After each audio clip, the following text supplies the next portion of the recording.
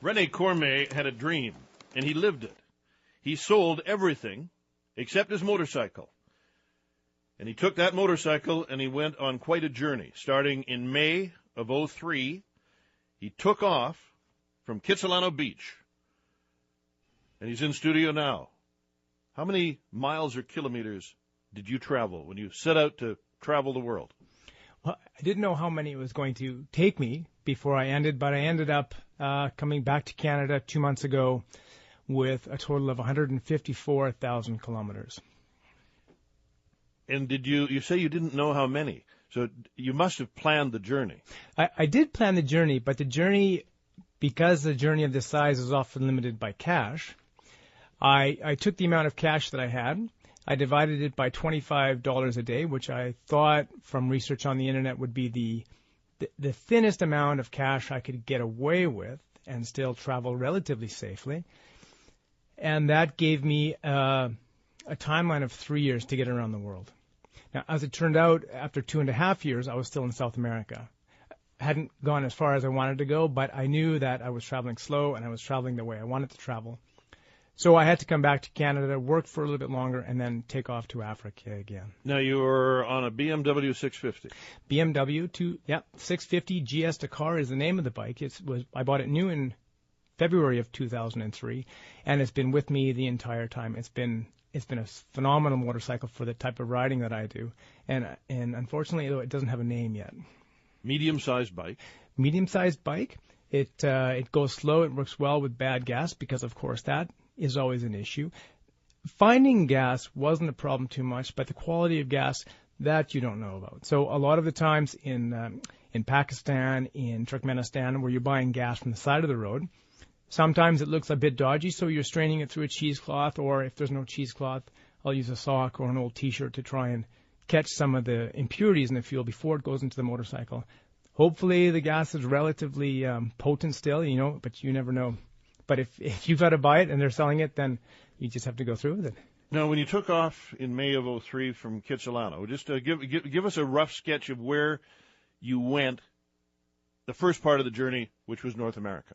It was North America, yeah. You left from Kitsilano and headed where? I headed to Newfoundland because I think everyone should go there. and if you have a chance to go there on the motorcycle, it's even better. But Newfoundland was high on my list of places to visit before I headed south. I wanted to remain in North America for just a little while to make sure that my packing was correct, that I was carrying the right camping gear and cooking gear, and have a little trial run, basically, before I entered Mexico. So I went from Vancouver across to Newfoundland, down to Miami to visit some friends and family, and then back over to the Baja California, where I entered Mexico January 1st, 2004. Maybe 2004. So how many kilometers a day? Or how many hours? It actually goes more by hours, because if the roads are good, then of course the kilometers is greater. But I prefer the dirt roads and the gravel roads. There is tarmac roads almost everywhere on my trip, with the exception of Mongolia and some of the stands.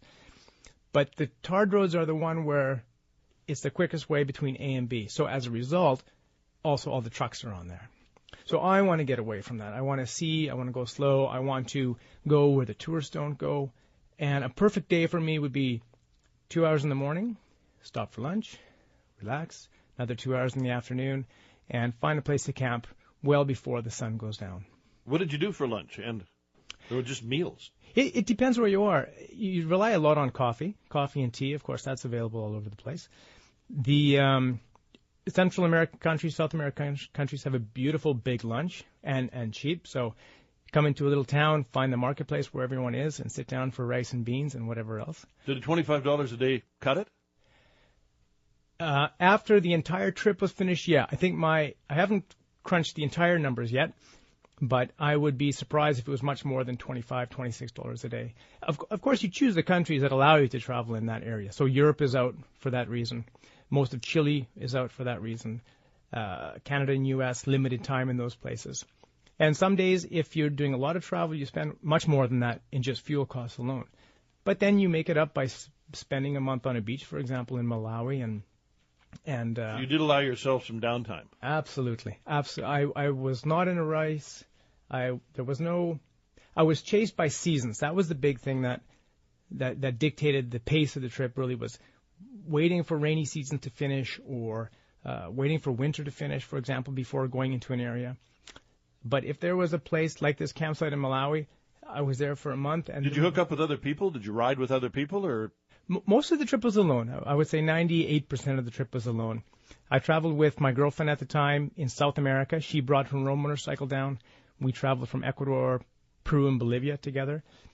And then she had an accident and actually broke her leg and ended up going back to the U.S. where she was from. A riding accident? She was in a riding accident. We were coming back out of the jungle after finding where Che Guevara was executed in a little place called La Higuera.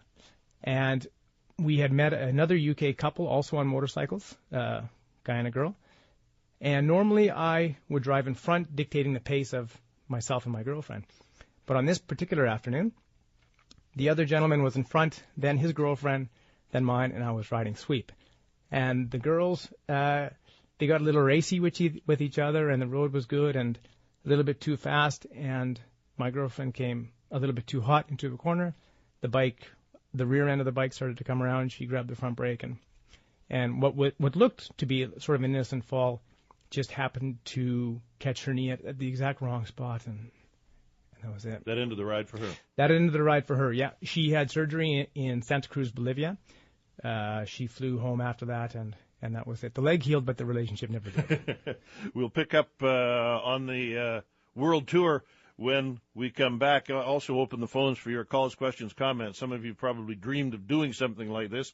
I don't know if anybody else out there has. Rene Cormier is my guest, and we'll be back with him and more of his trip after the break here with Bill Goode on the Chorus Radio Network.